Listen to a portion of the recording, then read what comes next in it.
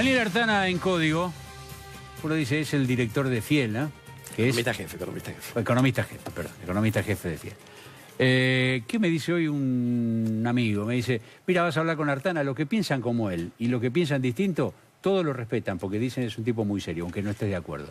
Bueno, muchas gracias. Es bueno que los que no piensan igual, porque esto me lo dijo uno que no pensaba igual, diga eso. Bueno, muchas gracias. Si nos están mirando, muchas gracias. Muchas gracias. Bueno, el Producto Bruto cayó 3,4 en el segundo trimestre. Horrible. Horrible. Peor de lo que esperábamos todos, te diría. Ahora, el gobierno dice que esto está saliendo, que hay 5.000 puestos nuevos en la construcción, que paró la inflación y que ya no va a subir, que la tarifa mucho no va a incidir, porque al final la Corte le ayudó a salir de la ciénaga en la que se había metido. ¿Qué va a pasar con la economía de acá para adelante? De acá digo acá a fin de año, porque fue muy malo lo que vino hasta ahora. Sí. A ver, el primer semestre fue malo y los primeros 9 meses van a ser malos también. El tercer trimestre no va a dar bien. Que estamos ahora. Este que estamos viviendo ahora, julio, no tenemos datos. Sí, julio, agosto lo que se sabe es malo. Fue malo en industria, fue malo en construcción, fue malo... Hay datos que llegan hasta julio nomás, en el caso de supermercados o shopping center, pero también fue malo. Con lo cual el tercer trimestre no va a dar bien en actividad económica. En inflación sí ha mejorado mucho. Desde mediados de julio la inflación ha caído bastante y yo te diría que lo que hay que mirar, que es lo que se llama la inflación núcleo, cuando uno saca el efecto de las tarifas y saca el efecto de los productos estacionales, que a veces te juegan a favor, a veces te juegan en contra, esa inflación núcleo está ahora alrededor, el mes pasado a 1,6, 1,7, en lo que va de septiembre nosotros nos está dando abajo de 1,5. Eso es menos de la mitad de lo que hubo en el primer semestre del año. O sea, no es el 0% de inflación o el 0,5%, pero es una baja muy significativa respecto a lo que hubo en el primer semestre. Para adelante, yo creo que, si vos me preguntás el año que viene, yo te diría la economía, por varias razones, es casi seguro que va a reactivar. El último trimestre va a depender de algunas de estas razones. Van a estar, otras no. Por lo tanto, está más vidrioso. Nosotros tenemos la impresión de que sí va a empezar la recuperación en el último trimestre del año, pero yo te diría con más seguridad para el año que viene. Y cuando vos mezclás la política con la mirada sobre que la sociedad, no la política, la economía con la mirada sobre la sociedad que recibe los efectos de esa economía, ¿qué escenario social ves de acá a fin de año? Yo creo que la inflación en baja ayuda a la tranquilidad, porque es cierto que la inflación es el impuesto más regresivo de todos y en general lo sufre la gente que no puede defenderse, que es quien, el que tiene un trabajo informal, que tiene mucho ingreso en efectivo, que se mueve pucherea, por decirlo de alguna manera, la inflación lo complica mucho.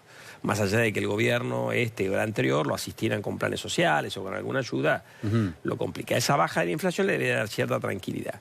Para el trabajador formal, también es cierto que la baja de la inflación y el jubilado también lo ayuda porque en parte los salarios y las jubilaciones sobre todo vienen calculadas con la inflación pasada. Entonces como se te baja la inflación de la forma que está bajando... Vos cobraste la inflación que pasó y la plata la tenés con la inflación nueva. Mira los jubilados, por ejemplo, va a tener un aumento de casi 15% y la inflación en el próximo semestre, desde que sería septiembre, bueno, lo que dé el semestre, septiembre hasta marzo, va a ser 10%. Entonces...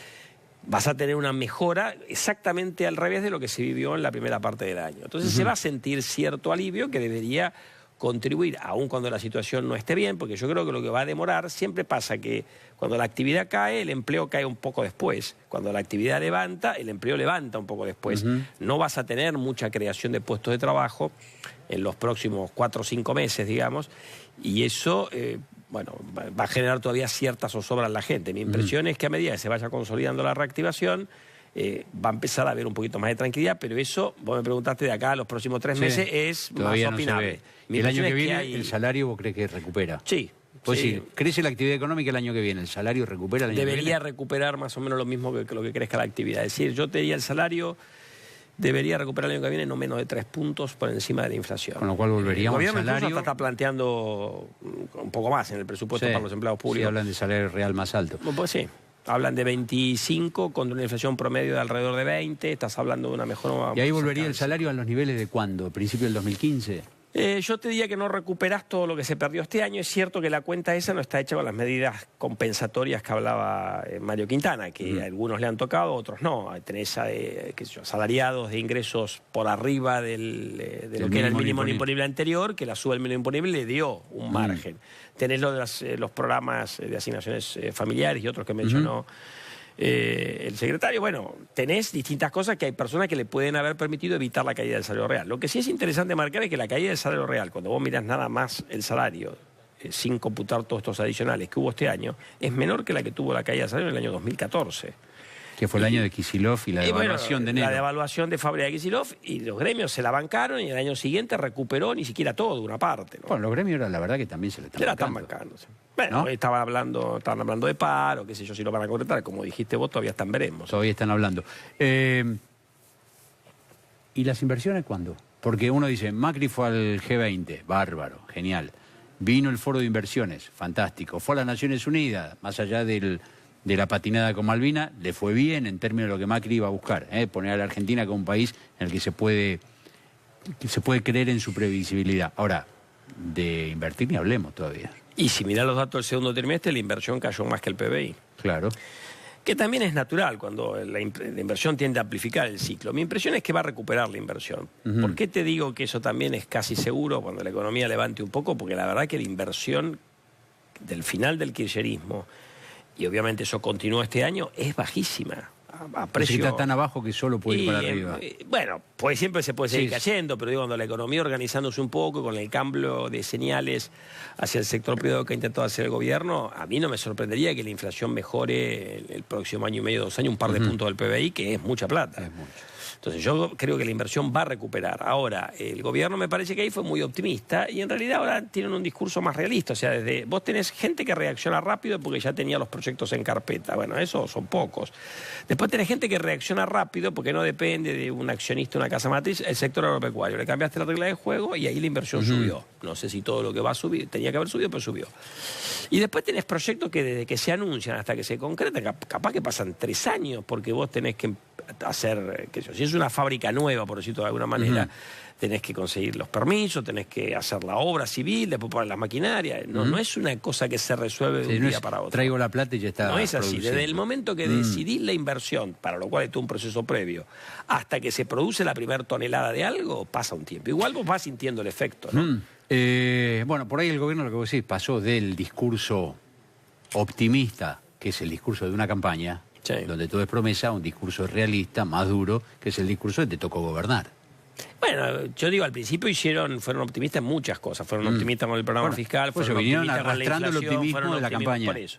Yo creo que eso está bien que el gobierno tampoco te va a pintar todas pálidas, ¿no? Pero el gobierno tiene que ser más balanceado, porque si no te la cobran. La opinión pública te la cobra. Después te están diciendo, ¿cuándo viene segundo semestre y no vino? Y la inflación a 25 y fue mucho más. En definitiva, preferible ser más cauto en los pronósticos. ¿Vos ves al gobierno dispuesto a que si las cosas le funcionan, la economía levanta, iniciar un programa de transformación en serio en la Argentina, corregir los desequilibrios del Estado, que uno cree que está en el de inflacionarios y de ineficiencia, etcétera? Mira, yo creo que acá hay deficiencias de todo tipo en la Argentina. Son muchos años de populismo. Tenemos deficiencia desde que tenemos un Estado muy grande y muy ineficiente, probablemente con exceso de empleados públicos, probablemente con exceso de jubilados para lo que los aportantes pueden sostener, que eso, bueno, será un mal que arrastraremos durante muchos años.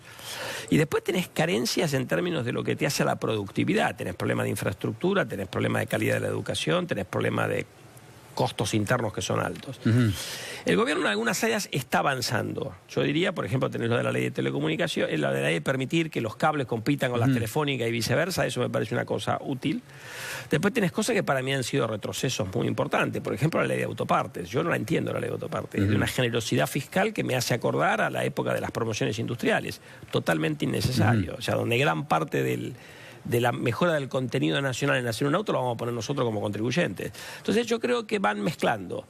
Me parece que también la recesión los condiciona y el saberse que es un gobierno que no tiene toda la fuerza política por estar en minoría en las dos cámaras, también lo condiciona. Pero además, en definitiva, se trata de un cambio en esto cultural que lo tiene que acompañar el resto de las fuerzas políticas, porque cuando vos hablás de reformas estructurales, Normalmente tenés determinadas áreas donde vos tenés cierto consenso como nación que tratás de lograr determinadas cosas.